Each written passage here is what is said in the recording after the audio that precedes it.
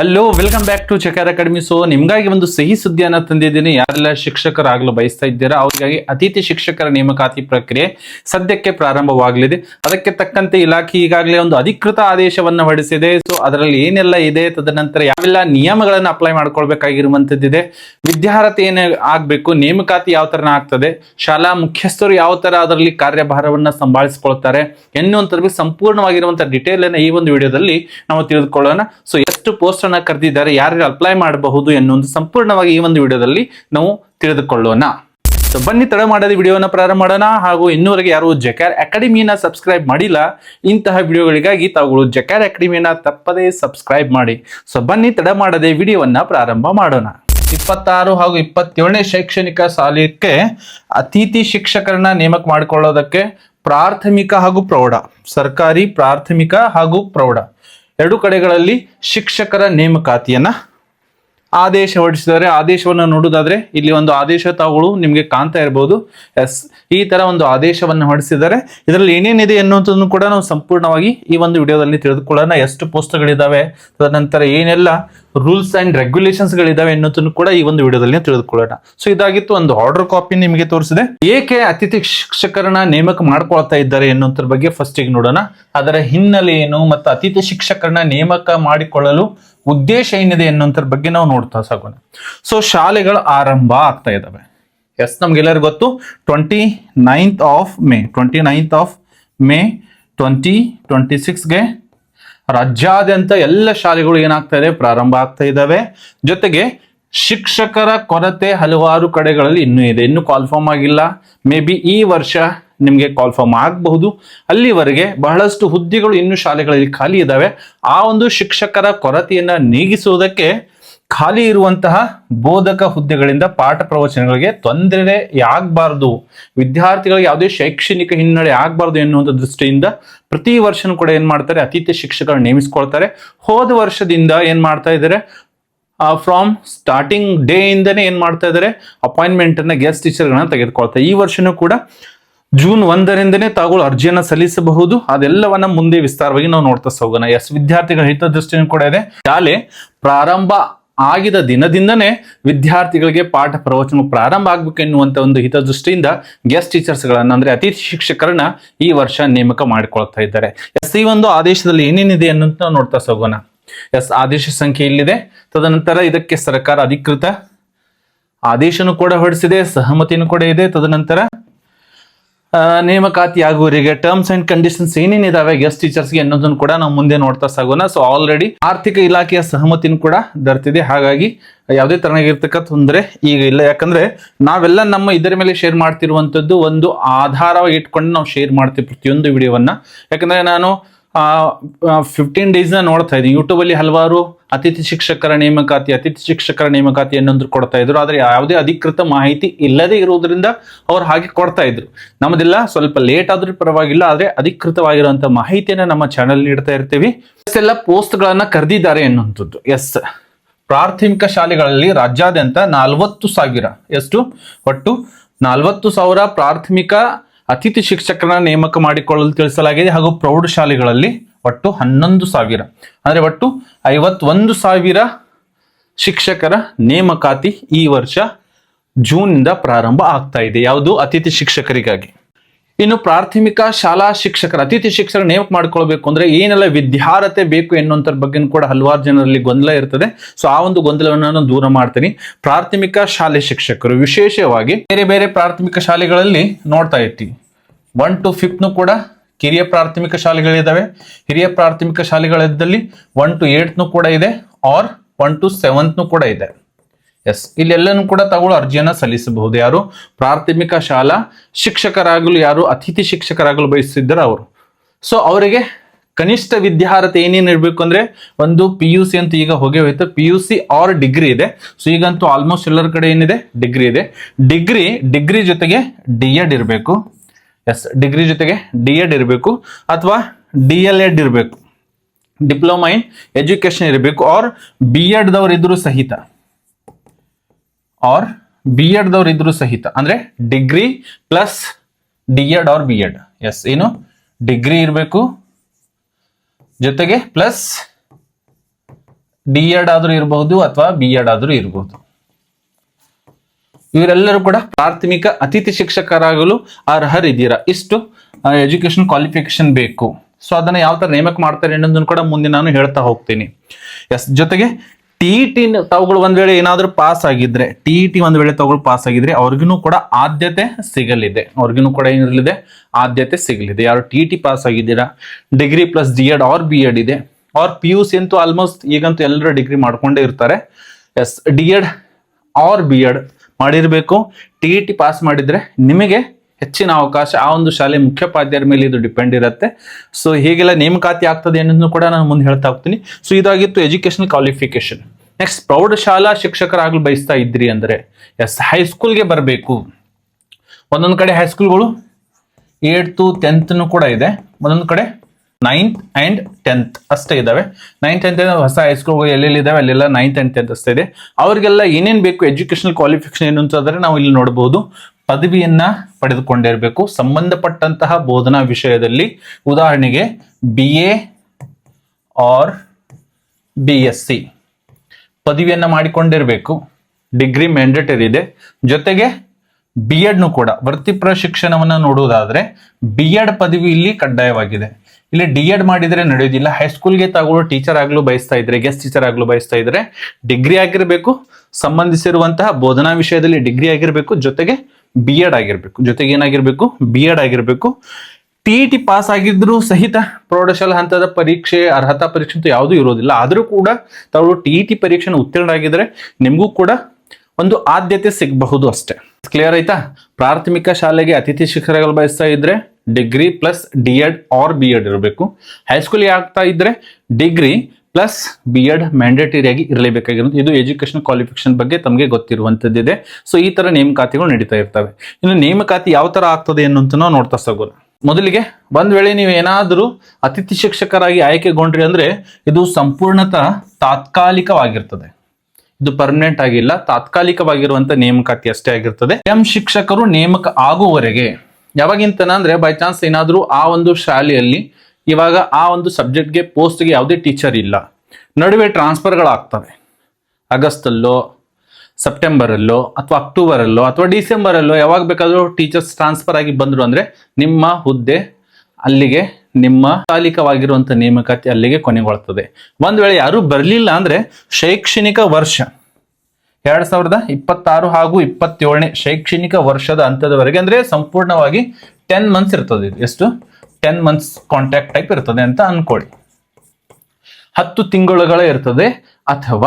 ಅಥವಾ ಏನಿರ್ತದೆ, ಅಥವಾ ಯಾವ್ದಾದ್ರು ಖಾಯಂ ಶಿಕ್ಷಕರು ಬರುವವರೆಗೂ ಕೂಡ ತಾವುಗಳು, ಅಥವಾ ಆ ಒಂದು ಅಕಾಡೆಮಿಕ್ ಇಯರ್ ಮುಗಿಯುವವರೆಗೂ ಕೂಡ ಅಲ್ಲಿ ಸೇವೆಯನ್ನ ಸಲ್ಲಿಸಬಹುದು. ಇನ್ನು ಗೌರವಧನ ನೋಡಿ, ಅತಿಥಿ ಶಿಕ್ಷಕರಿಗೆ ಯಾವತ್ತಿಗೂ ಕೂಡ ಸಂಬಳ ಅಂತ ಇರೋದಿಲ್ಲ. ಅವ್ರಿಗೆ ಏನಿರ್ತದೆ, ಗೌರವಧನ ಅಂತ ಇರ್ತದೆ. ಏನಿರ್ತದೆ, ಗೌರವಧನ ಅಂತ ಇರ್ತದೆ. ಸೊ ಆಲ್ರೆಡಿ ಮೇ ಬಿ ಇದರಲ್ಲಿ ಹೆಚ್ಚಿಗೆ ಮಾಡಬಹುದು. ಆದ್ರೂ ಸಹಿತ ನಾವು ಹೋದ ವರ್ಷದಂತೆ ಹೋದ್ರು ಪ್ರೈಮರಿ ಟೀಚರ್ಸ್ ಆಗಿದ್ರೆ, ಪ್ರೈಮರಿ ಸ್ಕೂಲಲ್ಲಿ ಆಗಿದ್ರೆ ಇವಾಗ 12,000 ಇದೆ. ಹೈಸ್ಕೂಲ್ ಅಲ್ಲಿ ಆಗಿದ್ರೆ 12,500 ಇದೆ. ಸೊ ಇದರ ಬಗ್ಗೆ ಅಧಿಕೃತವಾಗಿ ಇಷ್ಟಂತೂ ಇದ್ದೇ ಇದೆ.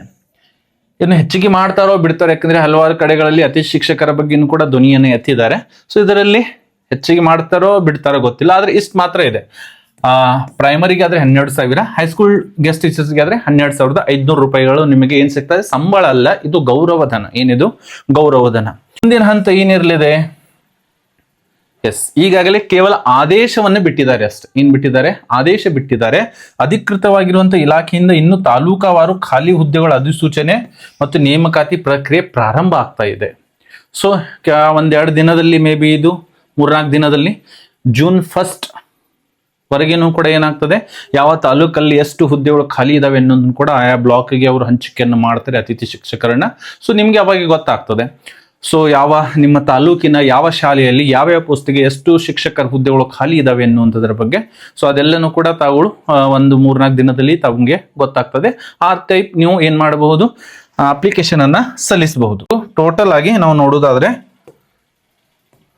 51,000 ಅತಿಥಿ ಶಿಕ್ಷಕರ ನೇಮಕಾತಿ ಇದೆ. ಪ್ರಾಥಮಿಕದಲ್ಲಿ 40,000 ಇದೆ, ಹಾಗೂ ಪ್ರೌಢಶಾಲೆಯಲ್ಲಿ 11,000 ಇದೆ. ಇನ್ನು ಈ ಒಂದು ನೇಮಕಾತಿ ಪ್ರಾಸೆಸ್ ಯಾವ ತರ ಇರ್ತದೆ ಎನ್ನುವಂತ ಬಗ್ಗೆ ಸಂಪೂರ್ಣವಾಗಿ ತಿಳಿದುಕೊಳ್ಳೋಣ. ಇದು ಸಂಪೂರ್ಣವಾಗಿ ನೇರ ನೇಮಕಾತಿ ಆಗಿರ್ತದೆ. ಏನಾಗಿರ್ತದೆ? ನೇರ ನೇಮಕಾತಿ ಆಗಿರ್ತದೆ. ಅಂದ್ರೆ ಸಂಬಂಧಿಸಿರುವಂತಹ ಆ ಒಂದು ಶಾಲೆಯ ಮುಖ್ಯೋಪಾಧ್ಯಾಯರು, ಹೆಡ್ ಮಾಸ್ಟರ್ ಅವರು ಏನ್ ಮಾಡ್ತಾರೆ?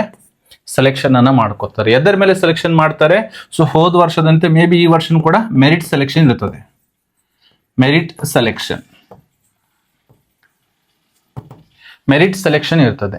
ಸೊ ಎಸ್, ಆ HM ಕಡೆ ತಗೊಳ್ಳೊಂದು ಅರ್ಜಿಯನ್ನು ಕೊಡಬೇಕು. ಬಹಳಷ್ಟು ಜನ ಆಗಿದ್ರೆ ಮೆರಿಟ್ ಸೆಲೆಕ್ಷನ್ ಅನ್ನು ಮಾಡ್ತಾರೆ. ಮೆರಿಟ್ ಅಂದ್ರೆ ಯಾರು ಪರ್ಸೆಂಟೇಜ್ ಹೆಚ್ಚಿಗಿದೆ, ಯಾರ್ದು ಪರ್ಸೆಂಟೇಜ್, ಓವರ್ ಆಲ್ ಪರ್ಸೆಂಟೇಜ್ ಯಾರ್ದು ಎಷ್ಟು ಹೆಚ್ಚಿಗಿದೆ, ತದನಂತರ ಆ ಒಂದು ವಿಷಯಕ್ಕೆ ಸಂಬಂಧಿಸಿರುವಂತಹ ಬೋಧನಾ ವಿಷಯಗಳು ಏನೇನಿದಾವೆ ಆ ಒಂದು ಆಧಾರದ ಮೇಲೆ ನಿಮಗೆ ಸೆಲೆಕ್ಷನ್ ಅನ್ನು ಮಾಡ್ತಾರೆ. ಮೆರಿಟ್ ಸೆಲೆಕ್ಷನ್ ಇರ್ತದೆ.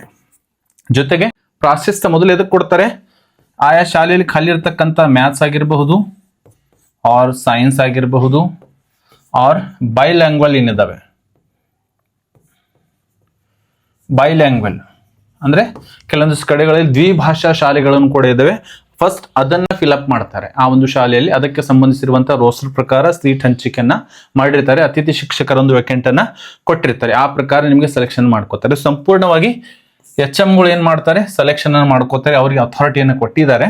ಸೊ ಅವ್ರು ಏನ್ ಮಾಡ್ತಾರೆ? Merit selection ಆಧಾರಿತವಾಗಿರುತ್ತದೆ.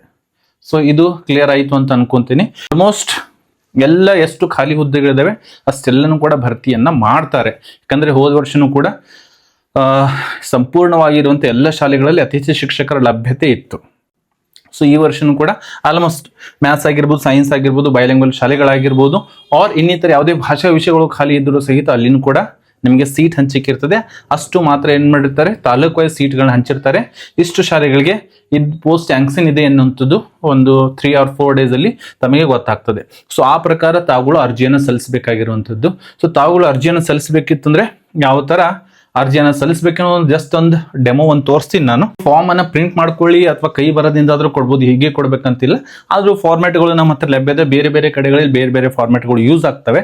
ಇಂಥದ್ದೇ ಒಂದು ಫಾರ್ಮ್ಯಾಟ್ ಅಂತ ನಿಗದಿಪಡಿಸಿರುವಂಥದ್ದು ಯಾವುದೂ ಇಲ್ಲ.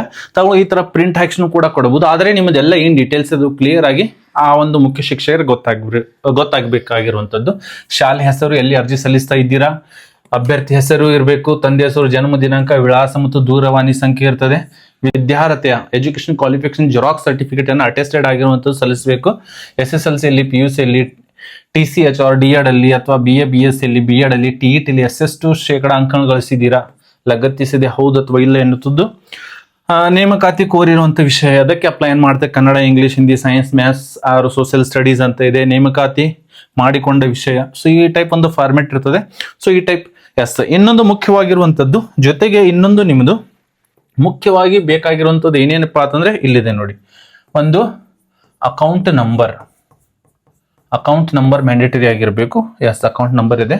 Branch and bank name, bank and branch